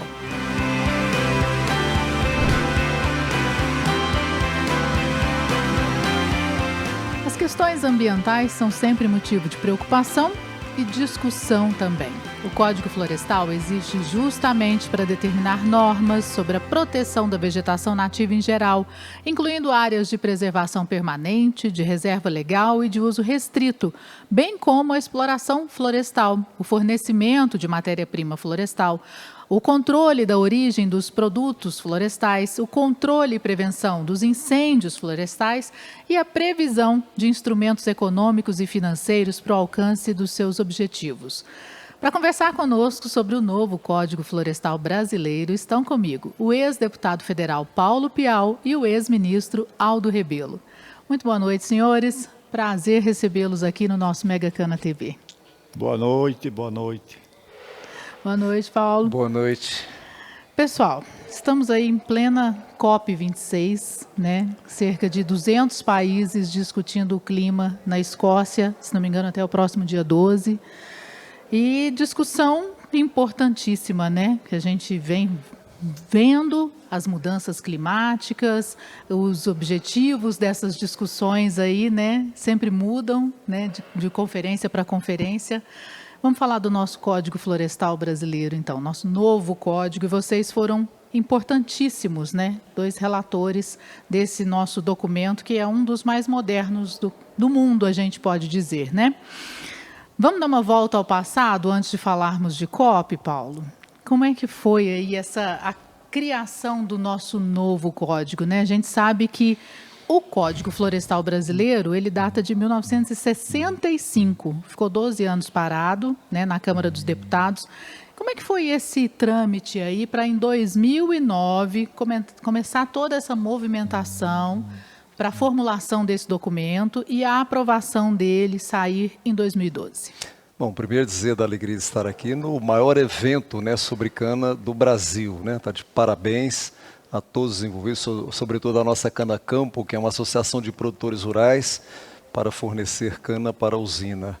Dizer da alegria de estar aqui, né, ao lado desse brasileiro que eu considero um dos melhores brasileiros, melhor no sentido amplo, né, que nós temos aqui nesse país, e eu tive o privilégio de conviver, né, com Aldo Rebelo na Câmara dos Deputados, viajar 20 estados, fazer mais de 100 audiências públicas, né, e, portanto, eu conheço um pouco mais o Aldo e eu queria transmitir isso, né, o que é essa figura culta, sábia, né, com uma vasta experiência, e, portanto, eu tenho muita alegria de estar aqui nesse debate com ele, já que ele relatou o Código Florestal no primeiro momento da Câmara, depois ele não relatou no segundo, porque virou ministro, né, e aí, como eu era o subrelator dele no primeiro momento, né, acabei sendo indicado para ser o relator na volta do Código para a Câmara dos Deputados.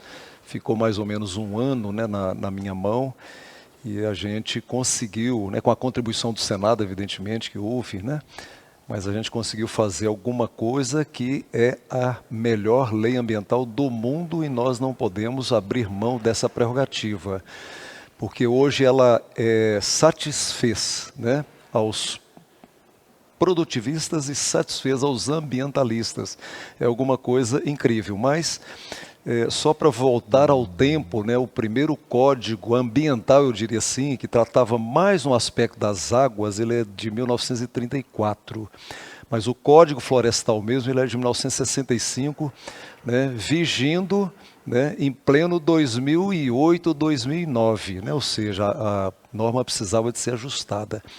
Ficou 12 anos na Câmara, praticamente inerte, né? Mas quis um juiz de direito de Pará de Minas prender um produtor rural porque ele tinha uma casinha na beira da grota, né, para incendiar o país, e aí foi uma revolta, né, porque isso foi um ato de injustiça muito grande, né, e aí então nós associamos lá o presidente Temer, né, à época era o presidente da Câmara, e mais uns valorosos companheiros, né? Então formou-se uma comissão especial, e aqui eu quero fazer uma referência ao senador Moca, Aldo, que o senador Moca que foi a pessoa que indicou Aldo Rebelo para ser o relator. né? O Aldo Rebelo, na época, era do Partido Comunista Brasileiro, né? Mas como é que pode o Partido Comunista estar relatando um código florestal, né? Mas ele já tinha relatado sobre os transgênicos, né? Quer dizer, relatoria equilibrada. E, portanto, aí nós rodamos o Brasil, né? Fomos a 20 estados, mais de 100 audiências públicas, e esse debate, né? Eu acho que foi uma quebra de paradigma, inclusive da sociedade urbana, com relação ao entendimento do que acontece no campo, né? O Código Florestal serviu para isso também. Mas o importante é que saiu, né? E hoje ele é aprovado por ambientalistas e por produtores rurais, mas na época foi um grande cabo de guerra, né, com algumas associações aí, como por exemplo o Ministério Público, com todo respeito ao Ministério Público, mas fazia muito mais, né, a defesa das ONGs ambientalistas, boas ONGs, mas tinha as ONGs também comprometidas, né? Então o Aldo foi realmente um desbravador, ele enfrentou, né, toda aquela adversidade para fazer uma coisa correta, justa, e assim fizemos. E muito bom você ter comentado, Paulo, essa questão da discussão, né, do projeto com toda a sociedade, porque serviu para desmistificar. Porque a gente fala Código Florestal, mas a gente está falando do meio urbano e do meio rural também, né? E como é que foi a aceitação das pessoas nessa época? Ficou esse esclarecimento maior mesmo a respeito do que vocês estavam tentando fazer com esse documento? Olha, acho que o debate foi tão intenso, né, e a imprensa brasileira e internacional à época deu tanta evidência, né, que isso acabou atingindo, né, a própria sociedade urbana. Foi quando houve, na verdade, uma compreensão melhor do trabalho feito no campo, né, a importância do trabalho para a segurança alimentar, para a geração de empregos. Esse é o lado positivo. E até da preservação, porque produtor, né, ele não é um devastador, né? A gente cometeu muitos erros no passado, mas ele é um indivíduo que precisa do ambiente até para o próprio seu sistema de produção. A gente vai falar disso daqui a pouquinho. Aldo, você foi o primeiro relator, né, como o Piau falou aqui para a gente, na Câmara dos Deputados, do novo Código Florestal Brasileiro. Hoje, o Brasil tem em mãos uma boa lei perante as outras nações? Eu creio que o Brasil tem não apenas a lei mais avançada, a lei que mais protege a natureza, o meio ambiente, as florestas, sem abrir mão da segurança jurídica dos produtores de alimentos. O Brasil tem no seu Código Florestal uma espécie de avalista das suas metas nessas conferências do clima. As pessoas acreditam que o Brasil pode cumprir as suas metas porque o Código Florestal é um fiador. Nenhum país do mundo tem nada parecido. O mundo inteiro, inclusive, reconhece essa legislação como uma legislação paradigma, uma legislação exemplar. E porque ela foi fruto de um esforço muito grande, de um trabalho coletivo da Câmara dos Deputados, parlamentares de todos os partidos, trabalhando com muita disciplina, com muita dedicação, mais de uma centena de audiências públicas pelo Brasil inteiro. Nós fomos de Roraima ao Rio Grande do Sul, Minas, o Pantanal Mato-Grossense, o semiárido nordestino, ouvimos os proprietários, os pequenos, os médios, os grandes, os pesquisadores, a Embrapa, as universidades, as organizações não governamentais, ouvimos todo mundo. E era um grupo parlamentar com afinidade com o tema. Nós tínhamos parlamentares que tinham especialidade na matéria, agrônomos, engenheiros florestais, gente que tinha familiaridade, como o nosso deputado Paulo Piau, que ele era o subrelator, e quando eu assumi o ministério, ele assumiu a relatoria sem quebra da continuidade do trabalho, ou seja, o trabalho continuou no mesmo rumo. E qual era o rumo? O rumo era combinar proteção do meio ambiente com proteção da produção de alimentos. Por quê? O ambientalista ele pode priorizar a proteção do meio ambiente. O agricultor ele pode priorizar a sua atividade agrícola. O país precisa das duas coisas. O Brasil precisa proteger o meio ambiente, precisa proteger a agricultura, e esse era o espírito que nos mobilizava na época. E acho que isso, para o mundo, foi assim uma coisa exemplar. Mesmo que na época ONGs dissessem, olha, é preciso ver direito, mas depois o Código Florestal virou, de fato, uma unanimidade. E serviu para quebrar, como vocês estavam falando, né, aqui um pouquinho antes da gente começar aqui o nosso bate-papo, essa visão de que o agro era sempre o vilão, o desmatador, né, aquele que não preservava. Então esse documento veio aí para mostrar que é possível sim a gente ter uma maior produção, uma maior produtividade, mas também mantendo a preservação. Queria que você falasse para a gente, Paulo, da questão do desmatamento, porque é previsto no código, né, um percentual de desmatamento. É o desmatamento legal e o ilegal. O nosso problema no Brasil é o ilegal, né? Isso.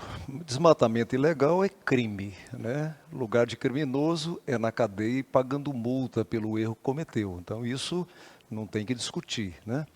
Agora, sempre haverá desmatamento no Brasil. Digo sempre porque nós temos aí 65%, 66% do Brasil ainda intacto, né, natural. E na Amazônia você pode, um agricultor, um proprietário rural na Amazônia, ele pode abrir 20% da sua propriedade, né? 80% da sua propriedade privada, ele é dono, não é do Estado, ele é dono, né? 80% daquela área tem que ficar em mata. Na transição da Amazônia com o Cerrado, 35% tem que ficar intacto. E aqui na nossa região, 20%, né, ela tem que ficar intacta. Portanto, esse é um custo, né? Se em outros países, né, que, via de regra, desmataram quase tudo, né? Você vai na Europa, aquelas plantações de uva, de plantação de azeitona, você não vê mais mata ciliar, que é aquela mata que tem na beira dos cursos d'água, você não vê, né? Dificilmente você vê. E aqui no Brasil, não. Aqui no Brasil nós temos ainda muita coisa, felizmente, é uma riqueza que nós temos. Agora, é um dos assuntos da COP26, né? É o petróleo, a energia vinda do petróleo, que é uma intenção de diminuir ou acabar com isso, né? E segundo, é desmatamento. Agora, e nós temos muita coisa para oferecer, né, para o mundo em termos de captura de CO2, né? O que atrapalha a camada de ozônio, né? Mas o que o mundo quer, e o mundo não é bobo, né? E nós temos que ficar atentos, a imprensa brasileira, a mídia brasileira, tem que aprofundar nesse tema, né, para não transmitir informações erradas, né? Porque o que o mundo quer que está sendo discutido na COP, né? Preservar os ecossistemas que ainda existem no mundo. Parece uma intenção bonita, né? E onde que vai colocar os 100 bilhões de dólares que os países mais ricos estão com a intenção de colocar para poder financiar isso? Na regeneração das florestas, ou seja, eles derrubaram tudo. Então eles querem o dinheiro para eles agora para recuperar as florestas. Mas e a nossa floresta que está em pé? Para ela ficar preservada não tem valor, né? Então tem uma tapeação, né, que a gente precisa de tomar cuidado para não estar aplaudindo coisas que são contra o Brasil. Nós queremos deixar as florestas que estão no Brasil em pé, né? É uma intenção de todo mundo, é bom para o país, mas tem que ser financiado. Por que eles desmataram? Ficaram ricos, né? Nós não desmatamos como eles mataram e estamos ainda, e não estamos ricos, não vamos dizer que somos pobres, não, mas não estamos ricos.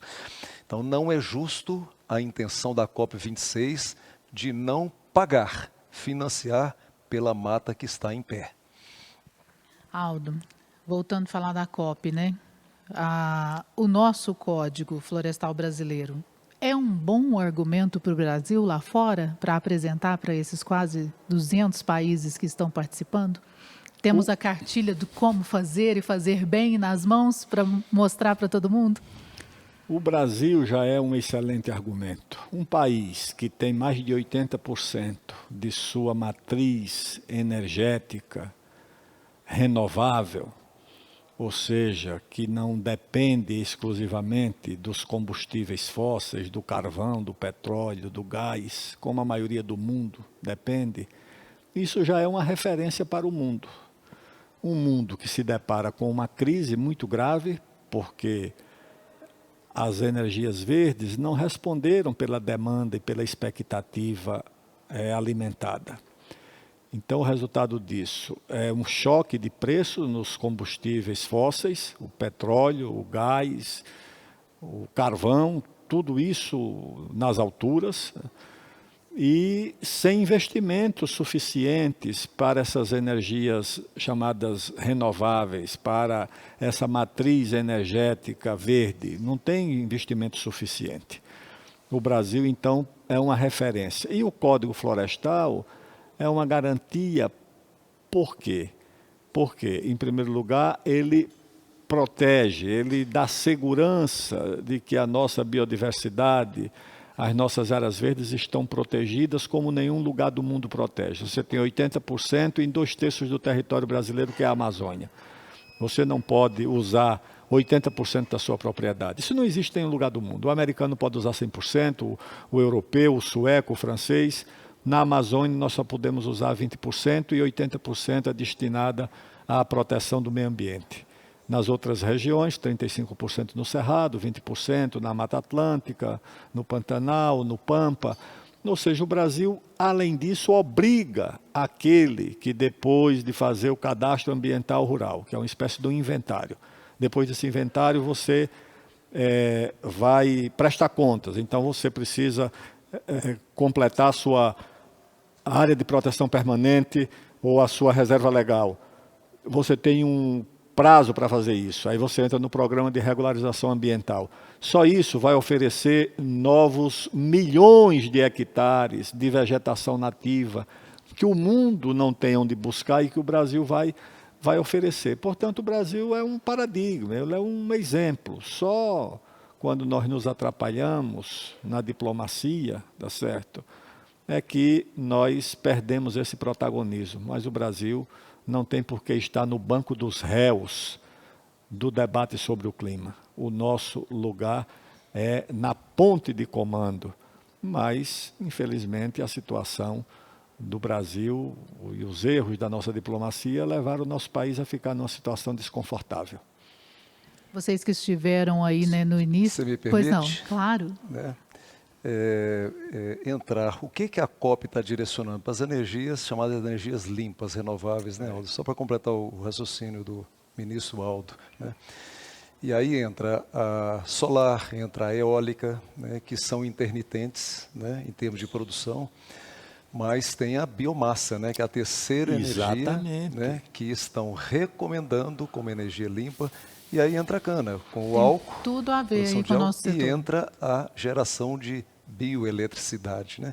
Então, veja, o Brasil só tem a crescer. Aqui, Uberaba mesmo, né, falando de Uberaba, nós estamos aqui, né, tem uma usina que ainda não tem cogeração, ou seja, ela não está usando o bagaço ainda para gerar energia elétrica, mas já está em processo, né? Ficamos sabendo hoje, né, através da CEAMIG.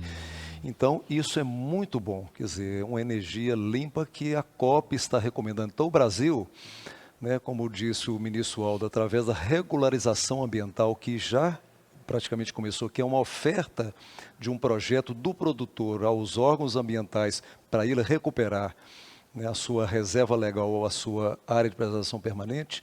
Então, o Brasil só tem a crescer. E proteção das nascentes, recarga de aquíferos, né?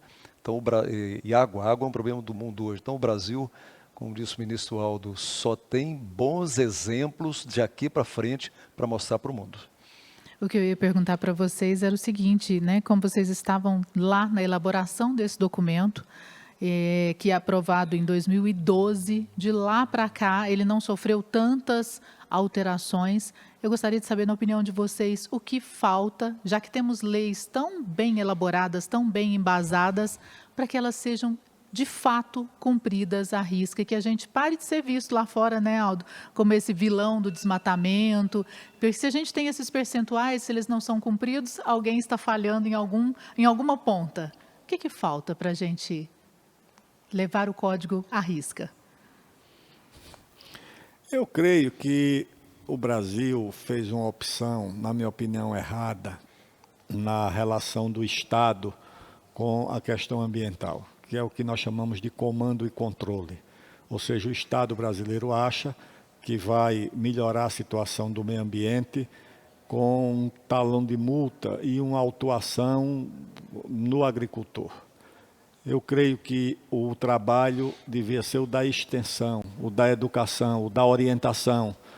Boa parte daqueles que não cumprem a legislação não cumprem por ignorância, por desconhecimento, principalmente os pequenos agricultores, que nem sabem da existência desse código, nem fizeram o seu cadastro ambiental. Às vezes são penalizados, nem sabem por quê. Não sabem por quê, porque eles desconhecem, eles não têm acesso ao conhecimento, muitas vezes não têm o computador em casa, não têm a informação. O trabalho de extensão rural, que lamentavelmente foi abandonado no Brasil pelo Estado brasileiro, quando eu digo Estado, é o governo federal e os governos estaduais. As agências que faziam isso foram praticamente sucateadas, desativadas. Isso gerou um prejuízo muito grande, porque a educação ela tem um efeito permanente. Se você orienta um agricultor a proteger a sua nascente, a proteger o seu curso d'água, a preservar a sua área verde, isso ele vai fazer para o resto da vida. Se você só multa, muitas vezes ele nem sabe por que está sendo multado. Chega o Ministério Público, autua, obriga ele a assinar um TAC, ele nem sabe por quê.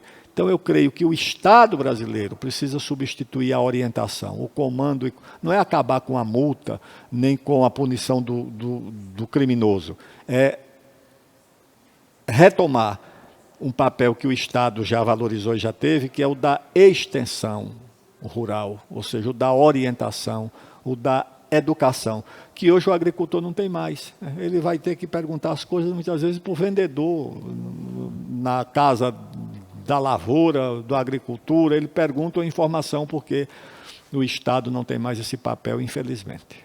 As duas coisas podem caminhar juntas, né? Gente, a gente tem papo aqui para muito tempo, né? Só que nossa conversa está chegando ao final. Eu gostaria que vocês deixassem para a gente assim, as considerações de vocês nesse momento em que o mundo discute clima e que vocês fizeram parte desse documento nosso, que, como dissemos no início, né, é um dos mais modernos do mundo. Expectativas para o nosso país nessa questão ambiental, de preservação, para um futuro não muito distante, gente. O que vocês esperam? Deixa eu responder para finalizar com o nosso mestre, o nosso Papa Aldo Rebelo. Mas eu só quero deixar uma mensagem aqui, né? Ela está dentro do texto também, mas hoje à tarde nós fizemos uma reunião com as universidades, com os institutos de pesquisa. Isso tudo tem a ver com produção, tem a ver com industrialização, com produção de alimento, né? Tem a ver com a produção de cana, de álcool, que é a irresponsabilidade desse país até hoje no trato da ciência, tecnologia e inovação. Né? E eu digo isso para os plantadores de cana, digo isso para quem mexe nessa área, que é o foco aqui, né? Para que ajudem a questionar, né? E aí é governo mesmo, governo federal, governos estaduais, né? E por que não dizer até as próprias prefeituras, né, para que a gente dê suporte, valorize, dê norte, né, para a pesquisa nesse país, porque a moeda mais valorosa do mundo hoje é o conhecimento. Né, e cada dia a gente está aumentando o fosso entre os países que têm responsabilidade com a ciência, tecnologia e inovação, né, e os países que não têm essa responsabilidade. O Brasil hoje está na lista dos países que não têm responsabilidade, né? Basta ver o orçamento que é destinado, né, a essa atividade nas universidades, nos institutos de pesquisa. Então eu queria aqui, que isso tem a ver com produção de cana, produção de álcool, produção de energia, né? Tudo é conhecimento, é tecnologia, inovação. Então fazer um pedido, né? Nós não podemos mais atrasar, né? Nós temos que caminhar no sentido de exigir. Nós vamos ter eleições o ano que vem para presidente da República, governo do Estado. Então é uma hora que nós temos que pedir, né? Às vezes a gente pede casa é justo, estrada é justo, telefonia é justo, mas temos que aprender a pedir também investimento na área do conhecimento, sob pena da gente que já foi colônia de Portugal, estarmos transformando uma grande colônia do mundo, né, pelo conhecimento. O caminho é esse mesmo, Aldo? Suas considerações? Não tenho dúvida nenhuma. Nosso amigo, nosso companheiro Paulo Pial está coberto de razão. Por exemplo, o Brasil produz cana-de-açúcar há quase 500 anos. Produz açúcar há quase 500 anos. Produzimos álcool, a primeira experiência de álcool foi nos anos 30. O Brasil, portanto, produz etanol há 100 anos. O Brasil tem uma trajetória de inovação. Se você for tomar o primeiro engenho que foi construído lá em Pernambuco, ou em Santos, lá pelos 1500, e essas usinas modernas que produzem hoje até o etanol de segunda geração, produzem energia, produzem açúcar, o salto tecnológico foi que nos permitiu liderar o mundo na produção de energia limpa. Então, isso é o que deve servir de referência para nós. E o governo e o Estado brasileiro têm que ter essa responsabilidade, porque investimento em ciência, em tecnologia, que é o que permite a inovação, é uma responsabilidade principalmente do Estado. O setor produtivo, o setor privado ajuda, mas desde que o Estado lidere, o Estado tenha protagonismo. Então, eu acho que isso é uma coisa decisiva para o Brasil continuar sendo exemplo e referência para o mundo na agricultura, na pecuária e na geração de energia limpa. E quando a gente fala aí de estudo, de pesquisa, de inovação, o nosso setor sucroenergético dá um show, né? A gente tem mostrado isso aí ao longo dos nossos programas do Mega Cana TV, essa busca constante, né? Não pode parar nunca. Senhores, muito obrigada pela participação de vocês. Em nome de todos no Mega Cana TV, nos sentimos honrados em tê-los aqui essa noite. Ótima noite para vocês. E chegamos ao final de mais um Mega Cana TV. Agradeço a todos que aqui estiveram presentes e a você que nos acompanhou. E também a todas as empresas patrocinadoras da Mega Cana Tech Show 2021. E não se esqueça, gente, até o dia 9 de dezembro, muita coisa boa vai passar por aqui no Mega Cana TV, todas as quintas-feiras, sempre às 19 horas. Fiquem ligados em nossas redes sociais e no portal megacana.com.br para acompanhar as novidades do setor e tudo o que acontece e acontecerá aqui no Mega Cana TV. Fique de olho. Muito obrigada pela companhia. Até a próxima. Até a próxima. Mega Cana Tech Show 2021. Um oferecimento de Ubifol, Copert, Usina Coruripe, Smart Breeder, Solis, Ciamig, Cana Campo.